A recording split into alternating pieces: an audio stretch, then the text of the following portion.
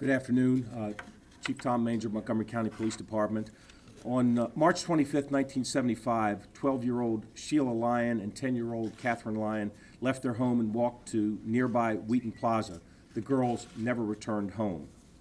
This case shocked our community in 1975 and has never been forgotten by the police department or anyone who followed the case 39 years ago.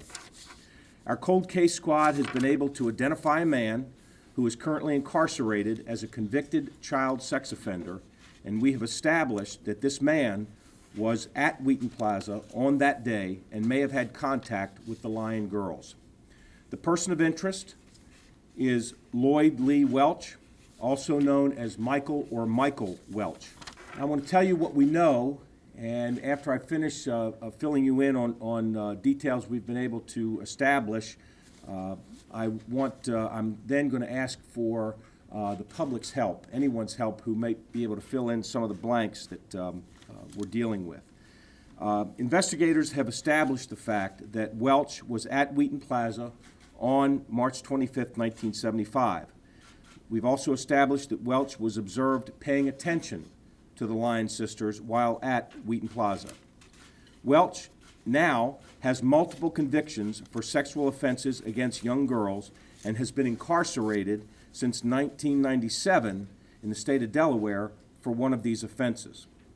Welch has criminal convictions involving young female victims in the states of Virginia, Delaware, and South Carolina.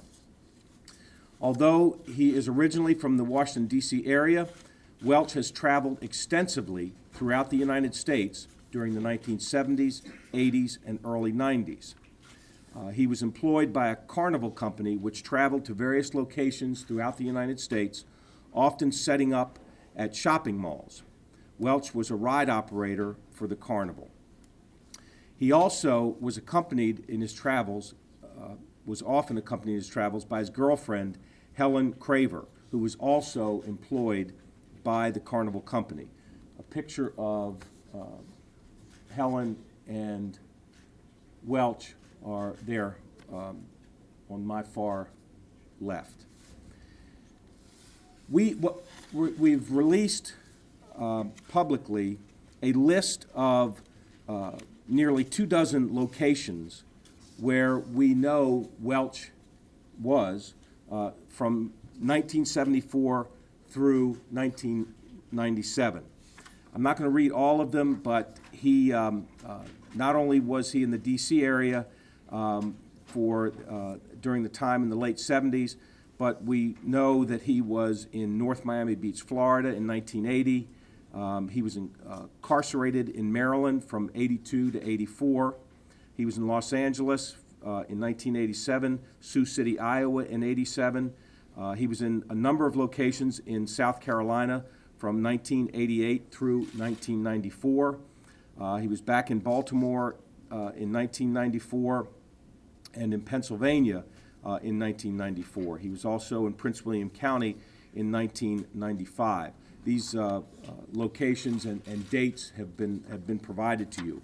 And the reason I share that is because it's important that we try to determine if he may have been involved in any criminal activity in any of those locations during that time.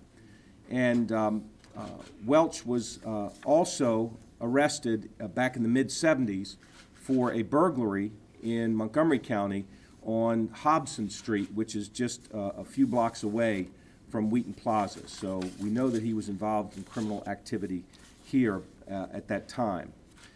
We also know that Welch had some connection or was seen in the area surrounding the old Walter Reed Annex on Forest Glen and Seminary Road. Many of you know that there's the old Castle Church, as people used to call it, at that location, and we know that he used to hang out in that area as well back in the 70s. He was known to hitchhike around the D.C. area, spending a lot of time in Silver Spring and Wheaton. He was also known to walk along the railroad tracks from Kensington to Silver Spring. He's been over the past, or prior to 97, from the 70s to the 90s, he was also employed at various locations as a landscaper, including his employment with the carnival. Much of the time during the 70s and 80s, Welch was considered a drifter and is believed to have stayed in hotels and homeless shelters. Now, that's what we've been able to uncover. Our cold case detectives have been able to establish. So we're looking for the public's help. Anyone who has any information about Lloyd Welch, they very likely could know him as Mike Welch, an alias. Anyone that has information about him during that time between the 70s and the 90s, we ask for them to contact law enforcement. Anyone that has information about Helen Craver, we would ask information.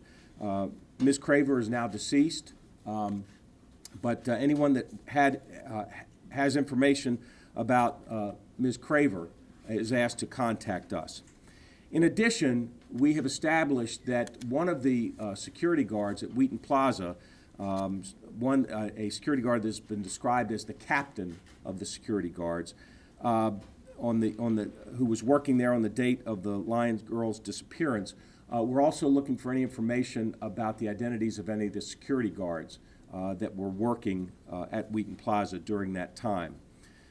All of these folks, we believe, are all of the security captain and anyone that would have information about Lloyd Welch, Mike Welch, or Helen Craver, we believe could help us fill in some of the blanks and assist us in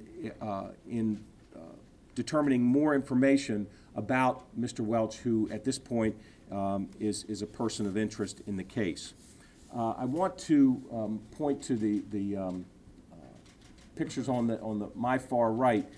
You've got a picture of Welch from 1977 after an arrest. The drawing, the sketch that is to the left of his picture is a sketch that was done of an individual who, a witness at the time of the Lyons girl's disappearance, gave a description of a man that was following and may have had contact with the Lyons sisters. So as you can see, there certainly is a fairly strong resemblance between the photo and the sketch. So we've got the cold case squad has, like with all cases that we reopen, we have interviewed the witnesses that are still around from the original case. We're looking at new information always comes along, and certainly the fact that Mr. Welch, who we established was at the scene, looking at his criminal history since that incident, has made him an important person of interest in this case. Before I answer any questions that you might have, I want to introduce Steve Vogt, who is the Special Agent in charge of the Baltimore Field Office of the FBI. Steve? Thanks, Chief. Good morning. Thank you, everyone, for coming out here. We appreciate all of you coming out today, and as the Chief mentioned, we hope to find anyone who may have come into contact with Mr. Welch during his extensive travels. We know that covers a lot of territory and a lot of time. So we've set up our 1-800-CALL-FBI hotline, so anyone who has information can call us, and here's the number right here to my right. You can also go to FBI.gov and submit details there as well. We've got 56 field offices across the United States, so we have many resources to help track down any information reported to us.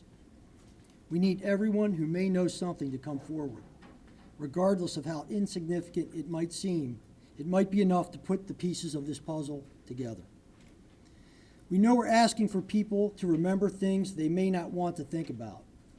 It's not an easy thing to come forward if you've been assaulted, or if you know someone who has. You may have tried to put it behind you, but the information you provide could help lead us to information about what happened to Sheila and Catherine. They deserve justice, and their family deserves closure, just as you do. I'm in charge of the FBI in Maryland. I'm also a father. I can't begin to imagine the pain of not knowing if my children were hurt in any way. I can't imagine what pain this family's gone through over the last 40 years. So please contact us if you have anything to share. 1-800-CALL-FBI. Thank you.